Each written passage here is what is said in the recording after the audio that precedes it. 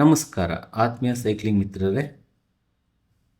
ನಿನ್ನೆ ದಿನ ನಾವು ಸೈಕಲ್ನ ಕ್ಲೀನ್ ಮಾಡೋದು ಹೇಗೆ ಅಂತ ನಾನು ತೋರಿಸ್ದೆ.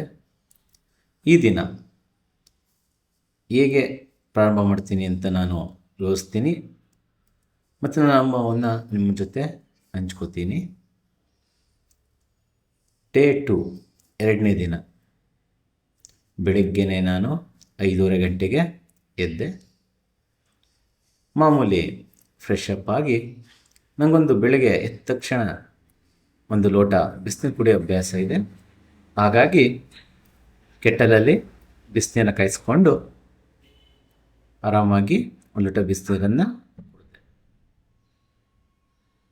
ಆಮೇಲೆ ಡ್ರೆಸ್ ಚೇಂಜ್ ಮಾಡಿ ನನ್ನ ತೂಕ ಎಷ್ಟಿದೆ ಅಂತ ನೋಡೋಣ ಅಂತ ತೂಕ ಹಾಕ್ತೆ. ಏನು ವ್ಯತ್ಯಾಸ ಕಾಣಲಿಲ್ಲ, ಅದೇ 78 kg. ಯಾವುದೇ ಒಂದು ಒಳ್ಳೆಯ ಕೆಲಸ ಪ್ರಾರಂಭ ಮಾಡಬೇಕಾದ್ರೆ ದೇವರ ಆಶೀರ್ವಾದ ಮುಖ್ಯ ಅಂತ ಹೇಳಿ ದೇವರಿಗೆ ಕೈ ಮುಗಿದು ಹೊರಗಡೆ ಸೈಕಲ್ನ ನಿಲ್ಲಿಸಿ ಸೈಕಲ್ ವೀಲ್ಗೆ ಸ್ವಲ್ಪ ಆಯಿಲನ್ನು ಹಾಕ್ತೆ. ಹೊರಗಡೆ ತೆಗೆದು ಒಂದು ಸೆಲ್ಫಿ ತಗೊಂಡು ಸೈಕಲ್ ತುಣಿಯೋದಕ್ಕೆ ಪ್ರಾರಂಭ ಮಾಡಿದೆ. ಹೇಗೆ ತುಣಿದೆ ಅಂತ ನೀವಾಗ ನೋಡ್ತೀರಾ. ಇದು ಕಿಕ್ಕೇರಿಯಿಂದ ಕ್ಯಾರ್ಪೇಟೆ ಕಡೆಗೆ ನಾನು ಹೋಗ್ತಾ ಇರುವಂಥದ್ದು. ಎಷ್ಟು ದೂರ ಹೋಗ್ತೀನಿ ನನಗೆ ಗೊತ್ತಿಲ್ಲ. ಈಗ ನೋಡಿ ಸ್ವಲ್ಪ ಯಾವ ರೀತಿ ಹೋಗ್ತಾ ಇದ್ದೀನಿ ಅಂತೇಳಿ.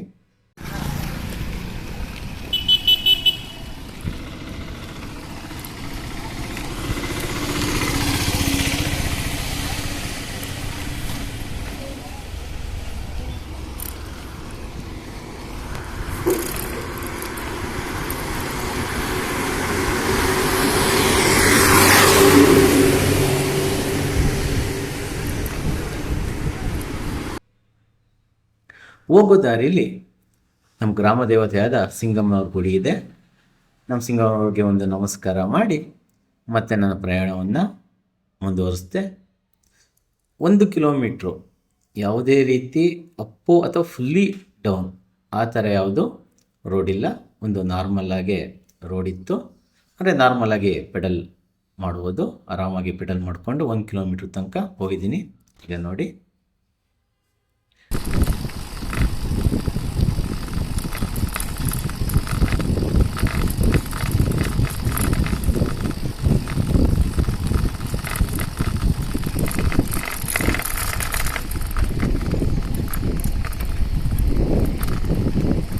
ಒಂದು ಕಿಲೋಮೀಟ್ರ್ ಆದಮೇಲೆ ಅಪ್ ಶುರುವಾಯಿತು.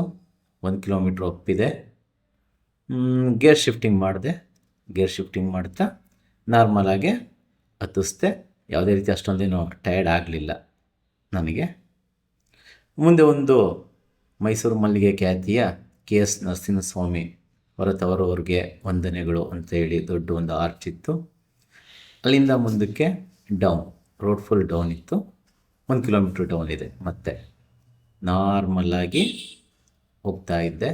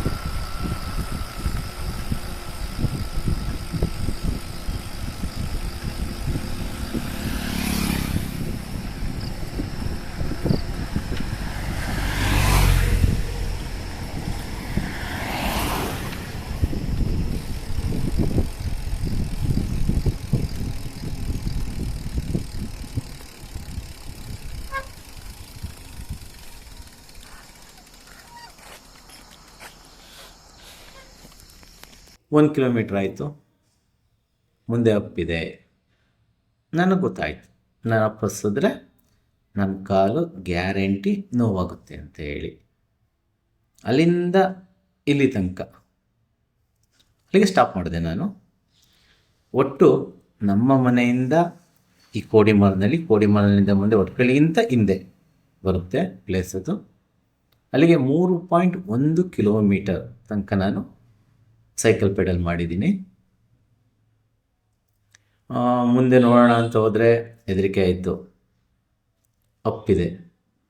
ಇಲ್ಲಿ ನನ್ನ ಮುಖ್ಯ ಉದ್ದೇಶ, ಇಲ್ಲಿ ನಾನು ಡಿಸ್ಟೆನ್ಸ್ನ ಕಾನ್ಸಂಟ್ರೇಟ್ ಮಾಡ್ತೀನಿ ಅಷ್ಟೇ. ಒಂದು, ಎರಡನೇದು ಟಯರ್ಡ್ ಮಾಡ್ಕೋಬಾರ್ದು. ಅತಿಯಾಗಿ ತುಂಬ ಪ್ರೆಷರ್ ಕೊಟ್ಟು ಸೈಕಲ್ನ ಪೆಡಲ್ ಮಾಡಬಾರ್ದು. ಯಾಕೆ ತುಂಬ ಪ್ರೆಷರ್ ಕೊಟ್ಟು ಅಪ್ಪಾಗಿರ್ಬೋದು, ಅಥವಾ ನಾನು ಸ್ಪೀಡಾಗಿ ಪೆಡಲ್ ಮಾಡಬೇಕು ಅಂದರೆ ಸ್ಪೀಡಾಗಿ ಹೋಗಬೇಕು ಅಂದರೆ ಸ್ಪೀಡ್ ಕಾನ್ಸಂಟ್ರೇಟ್ ಮಾಡ್ತು ಅಂತ ಹೇಳಿದ್ರೆ ತುಂಬ ಪ್ರೆಷರ್ ಕೊಟ್ಟು ನಾವು ಪೆಡಲ್ ಮಾಡ್ತೀವಿ, ಆಗ ಪೇಯ್ನ್ ಬರುತ್ತೆ. ವಾರಗಟ್ಟಲೆ ನಾವೇನು ಮಾಡಬೇಕು, ನೋವನ್ನು ತಿನ್ನಬೇಕಾಗುತ್ತೆ. ಸೊಂಟ ನೋವು ಅಥವಾ ಕಾಲು ನೋವು ಪಕ್ಕ ಬರುತ್ತೆ. ಅದೊಂದು ನಾನು ನೋಡ್ಕೊಂಡಿದ್ದೀನಿ. ಡಿಸ್ಟೆನ್ಸ್ ಅಷ್ಟೇ ನಮ್ಗೆ ಮುಖ್ಯ, ಟೈಮ್ ಮುಖ್ಯ ಅಲ್ಲ, ಸ್ಪೀಡ್ ಮುಖ್ಯ ಅಲ್ಲ. ಇನ್ನೊಂದು, ನನ್ನ ಬಾಡಿ ಪೇಯ್ನ್ ಇರಬಾರ್ದು ಅನ್ನೋಕ್ಕೋಸ್ಕರ ಅಲ್ಲಿಗೆ ಸ್ಟಾಪ್ ಮಾಡಿದೆ. ನಾನು ಸ್ಟಾಪ್ ಮಾಡಿ ರಿಟರ್ನ್ ಬಂದೆ. ನೋಡಿದ್ರೆ ಮತ್ತೊಂದು ಕಿಲೋಮೀಟ್ರ್ ಅಪ್ಪಿದೆ. ಒಂದು ಸ್ವಲ್ಪ ಟ್ರೈ ಮಾಡಿದೆ, ಪೆಡಲ್ ಮಾಡಿದೆ, ಆಗಲ್ಲ ಅನ್ನಿಸ್ತು. ಯಾಕೆ ಸ್ವಲ್ಪ ಪ್ರೆಷರ್ ಜಾಸ್ತಿ ಆಗ್ತು ಅಂತ ಹೇಳಿದ್ರೆ ಪೇಯ್ನ್ ಬರುತ್ತೆ ಅಂತ ನನಗೆ ಗೊತ್ತು. ಹಂಗಾಗಿ ಅಲ್ಲೇ ಇಳಿದು ನೆಟ್ಕೊಂಡು ಏನು ಮಾಡಿದೆ, ಸೈಕಲ್ನ ತೊಳ್ಕೊಂಡು ಬಂದೆ. ಅದೊಂದು ಆರ್ಚ್ ನೋಡ್ತಾ ಇದ್ದೀರಲ್ಲ, ಆರ್ಚ್ ತನಕ ಅಪ್ಪಿತ್ತು. ಅಲ್ಲಿಂದ ಮುಂದೆ ಡೌನ್ ಇದೆ. ಡೌನ್ ನೆಕ್ಸ್ಟ್ ಒಂದೇ ಲೆವೆಲ್ ಇದೆ ರೋಡು, ಯಾವುದೇ ರೀತಿ ಫುಲ್ ಅಪ್ಪು ಇಲ್ಲ, ಫುಲ್ ಡೌನು ಇಲ್ಲ. ಹಂಗಾಗಿ ಸುಲಭವಾಗಿ ಏನು ಮಾಡಿದೆ, ಮತ್ತೆ ನಾನು ಬಂದು ಮನೆ ಸೇರಿಕೊಂಡೆ. ನೋಡಿ ಯಾವ ರೀತಿ ನಾನು ಸೇರಿದೆ ಅಂತ ತೋರಿಸ್ತಾ ಇದ್ದೀನಿ. ನಾನು ಫುಲ್ ಡೌನ್ ಇದೆ ಇದು.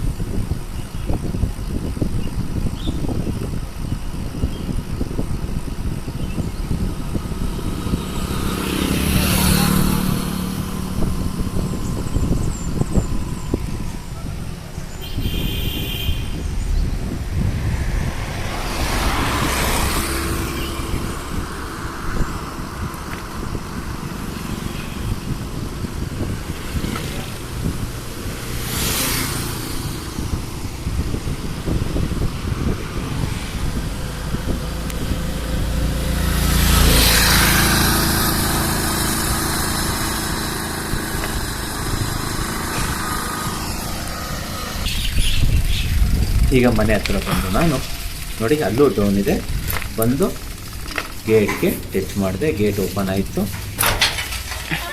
ಒಳ್ಳೆ ಸೈಕಲ್ ವ್ಯವಸ್ಥೆ.